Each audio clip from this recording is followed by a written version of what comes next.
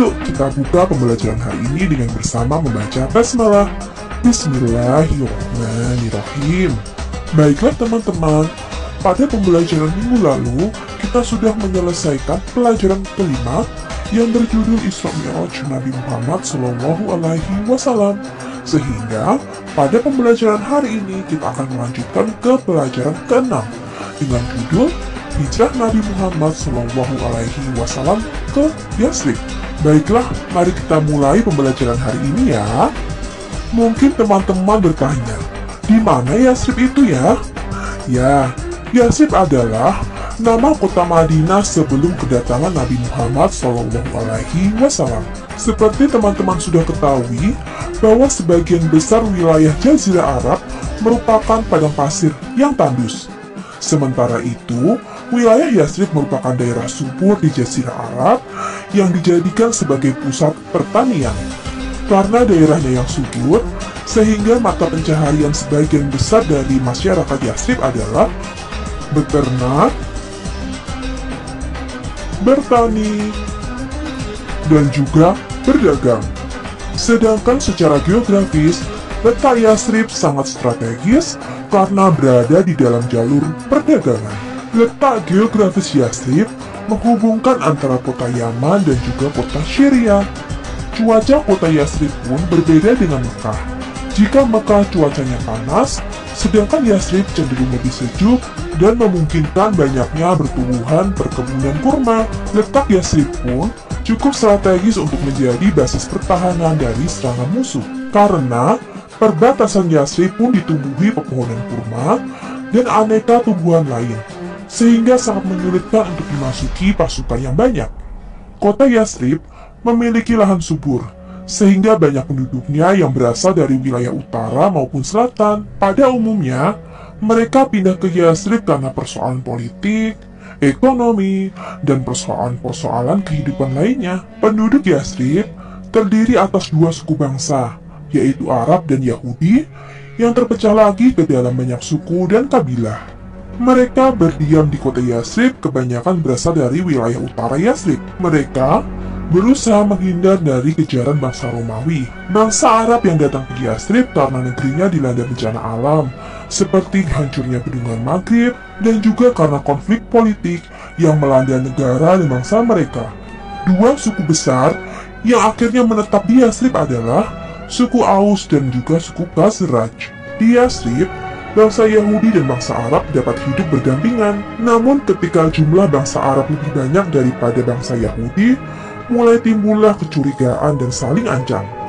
Anandaku, kabar kenabian Nabi Muhammad SAW telah terdengar oleh masyarakat Yasrib. Oleh karena itulah, diutus beberapa pemuda dari suku Aus dan suku Khazraj untuk mencari informasi tentang kebenaran berita tersebut. Jika berita itu benar, banyak harapan yang ditujukan kepada Nabi Muhammad SAW agar dapat menjadi pemimpin bagi mereka. Penduduk Yasrib mengharapkan ada perubahan tingkat kehidupan yang lebih baik daripada sebelumnya. Teman-teman, sebagai seorang nabi dan rasul, Rasulullah Muhammad selalu berusaha untuk mencari tempat untuk dilakukan dakwah dan juga beribadah. Pada tahun 621 Masehi, Rasulullah menawarkan kepada 12 orang pemuda dari suku Aus dan suku Khazraj untuk berdakwah kepada mereka. Dan kemudian, di Aqobah, mereka duduk bersama Nabi Muhammad SAW yang berdakwah tentang Islam kepada mereka dan juga membacakan Al-Quran. Mereka pun akhirnya menerima kebenaran Islam dan berbaiat kepada Nabi Muhammad SAW. Baiat inilah yang kemudian dikenal dengan istilah Baiat Aqobah yang pertama. Beberapa isinya antara lain, pertama, menyatakan kesetiaan kepada Nabi Muhammad SAW. Kedua, menyatakan rela mengorbankan harta dan jiwa demi Islam. Ketiga, menyatakan kesediaan untuk menyebarkan agama Islam. Keempat, menyatakan tidak akan menyekutukan Allah Subhanahu wa Ta'ala. 5. Menyatakan tidak akan membunuh.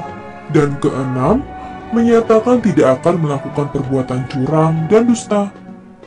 Nah teman-teman, perjanjian Aqobah yang pertama ini kemudian berlanjut ke perjanjian Aqobah yang kedua. Perjanjian Aqobah yang kedua berlangsung di tahun 622 Masehi. Perjanjian Aqobah yang kedua ini dilakukan oleh Nabi Muhammad SAW dengan 73 orang pria dan 2 orang wanita dari Yathrib. Perjanjian ini berlangsung ketika tengah malam. Hasil dari perjanjian ini adalah Baiat Aqobah yang kedua. Berikut adalah beberapa isinya. Pertama, mendengar dan taat baik dalam perkara yang mereka sukai maupun yang mereka benci. Kedua, untuk berinfak baik dalam keadaan sempit maupun lapang. 3. Untuk beramar ma'ruf nahi mungkar. 4. Agar mereka tidak berpengaruh terhadap celaan orang-orang yang mencela jalan Allah Subhanahu wa Ta'ala. Kelima, melindungi Nabi Muhammad SAW sebagaimana mereka melindungi wanita-wanita dan anak-anak mereka sendiri. Setelah Baiat Aqobah yang kedua ini, Rasulullah kembali ke Mekah untuk meneruskan dakwah. Sementara itu, mereka yang tadi berbaiat kepada Rasulullah kembali ke Yathrib dan kemudian mendakwahkan Islam kepada penduduk Yathrib yang lain. Nah anak-anak, dakwah Nabi Muhammad SAW yang didengar oleh penduduk Yathrib semakin menarik perhatian masyarakat Yathrib. Sementara itu, Rasulullah Muhammad SAW yang berdakwah di Mekah semakin mendapatkan gangguan dari kaum kafir Quraisy. Hingga kemudian Nabi Muhammad mendapatkan petunjuk dari Allah Subhanahu wa Ta'ala untuk berusaha meninggalkan kota Mekah dan berhijrah ke Yathrib. Nah teman-teman, berikut adalah beberapa alasan hijrah Rasulullah Muhammad ke Yathrib. Pertama, ancaman, tekanan, penindasan bahkan penganiayaan kaum kafir Quraisy Mekah terhadap Nabi Muhammad, para sahabat, dan juga kaum muslimin yang lain. Puncak dari ancaman tersebut adalah rencana kaum kafir Quraisy untuk membunuh Nabi Muhammad SAW. Sementara itu, kaum muslimin pun semakin menderita. Berbagai kekerasan harus mereka alami dari kaum kafir Quraisy. Sebab yang kedua adalah jaminan keamanan dan keselamatan dari masyarakat Yathrib terhadap Nabi Muhammad SAW dan juga para pengikutnya. Pernyataan jaminan keamanan tersebut pertama kali disampaikan pada waktu Baiat Aqobah yang pertama. Sumpah setia tersebut adalah mendampingi dan melindungi keselamatan Nabi Muhammad SAW dan para pengikutnya, yang kemudian terkenal dengan sebutan Baiatul Aqobah yang pertama atau Baiatun Nisa. Disebut demikian karena terdapat seorang perempuan dalam rombongan tersebut, yaitu adalah Afra binti Abad bin Salabah. Sebab yang ketiga adalah kedatangan Nabi Muhammad SAW telah dinantikan oleh penduduk Yathrib. Mereka telah mengetahui akan datangnya Nabi akhir zaman yang datang dari bangsa Arab di Mekah. Suku Khazraj telah mengabarkan kepada penduduk Yathrib yang lain atas kebenaran ajaran yang dibawa oleh Nabi Muhammad. Bagi Nabi Muhammad, Yathrib merupakan daerah yang dituju untuk berdakwah dan mengembangkan ajaran Islam. Sebab yang keempat adalah adanya perintah Allah Subhanahu wa Ta'ala untuk berhijrah ke Yathrib. Pemilihan Yathrib sebagai lokasi hijrah telah diamanatkan Allah Subhanahu wa Ta'ala kepada Nabi Muhammad SAW melalui isyarat mimpi. Rasulullah kemudian memerintahkan para sahabat untuk berhijrah ke Yathrib. Orang pertama yang berhijrah ke Yathrib adalah Abu Salamah, Mus'ab bin Umair, dan Ammar bin Ummi Maktum. Kemudian, Rasulullah juga memerintahkan Umar bin Khattab untuk segera berangkat ke Yathrib. Umar berangkat secara terang-terangan, namun tidak seorang pun kaum kafir Quraisy yang berani menghadang kepergian rombongan Umar dan kaum muslimin.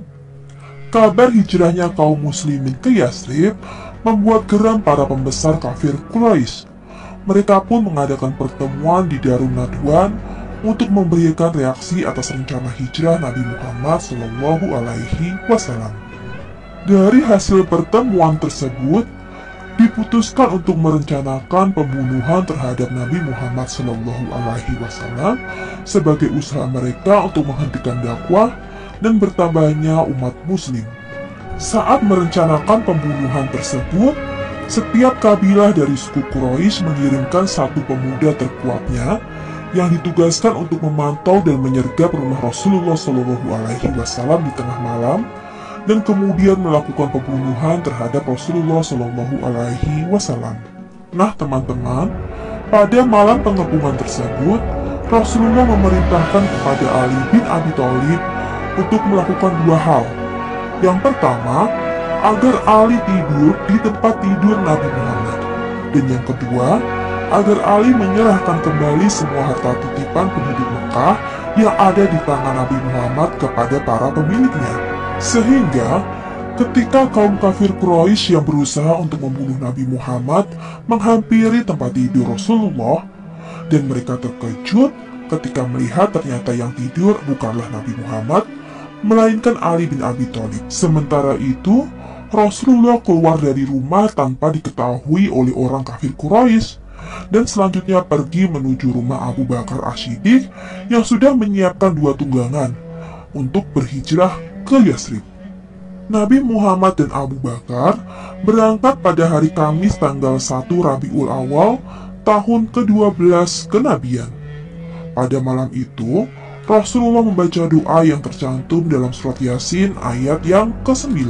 Abu Bakar As-Siddiq menyewa Abdullah bin Uraikid Al-Latsi untuk menunjukkan jalan ke Madinah yang tidak biasa untuk mengelabui kaum kafir Quraisy yang sedang mengejar Rasulullah. Nah teman-teman, keesokan harinya, kaum kafir Quraisy tidak tinggal diam melihat Nabi Muhammad telah lolos dari kepungan. Mereka berusaha mengepung dan mengejar dari segala penjuru arah. Nabi Muhammad pun memilih untuk menghindari kejaran kaum kafir Quraisy dengan cara bersembunyi di Gua Sur. Rasulullah dan Abu Bakar As-Siddiq bermalam selama 3 hari di dalam Gua Sur, karena Abu Bakar khawatir akan keselamatan Nabi Muhammad SAW. Setelah hari ketiga, Abdullah bin Uraikid Al-Latsi datang dengan membawa 2 ekor unta. Dengan dipandu oleh Abdullah bin Uraikid, kemudian Abu Bakar dan juga Rasulullah memulai perjalanan menuju Madinah. Sementara itu, para pembesar kafir Quraisy mengumumkan kepada seluruh kabilah, barang siapa yang berhasil menemukan Nabi Muhammad SAW akan mendapatkan harta. Lalu, bangkitlah Suraqah bin Jasyam lari mengejar Nabi Muhammad SAW. Setelah Suraqah berhasil menyusul dan mendapati Nabi Muhammad di perjalanan, Suraqah tidak kuasa untuk membunuh Nabi Muhammad yang sedang tersungkur bersama kudanya. Melihat kejadian itu, Rasulullah tidak dendam sedikit pun. Bahkan Rasulullah memaafkan Suraqah dan menyuruhnya untuk kembali ke Mekah. Ketika rombongan Nabi Muhammad SAW sampai di Kuba, mereka tinggal di Kuba selama 4 hari. Beliau kemudian membangun Masjid Kuba. Di Al-Quran, Masjid Kuba diabadikan dengan nama Masjid Taqwa. Rasulullah dan Abu Bakar As-Siddiq akhirnya tiba di Yathrib pada tanggal 12 Rabiul Awal. Kedatangan beliau telah dinanti-nantikan oleh penduduk Yathrib. Rombongan Nabi Muhammad disambut dengan sholawat bandar. Penduduk Yathrib sangat bergembira dengan kedatangan Rasulullah. Selanjutnya, Nabi Muhammad SAW merubah nama Yathrib dengan nama Madinah Al-Munawwaroh, yang artinya adalah kota yang bercahaya. Nah teman-teman, setelah kedatangan Nabi Muhammad SAW, bagaimana ya kehidupan masyarakat Yathrib selanjutnya? Pertanyaan ini akan kita jawab dan kita ulas pada pertemuan selanjutnya. Untuk itu, sampai di sini dulu pertemuan atau materi kita pada hari ini. Materi ini akan kita lanjutkan pekan depan ya. Baiklah, mari kita tutup pembelajaran kita hari ini dengan bersama membaca hamdalah. Alhamdulillahirobbil alamin. Sampai berjumpa minggu depan dan terus semangat belajar ya. Wassalamualaikum warahmatullahi wabarakatuh.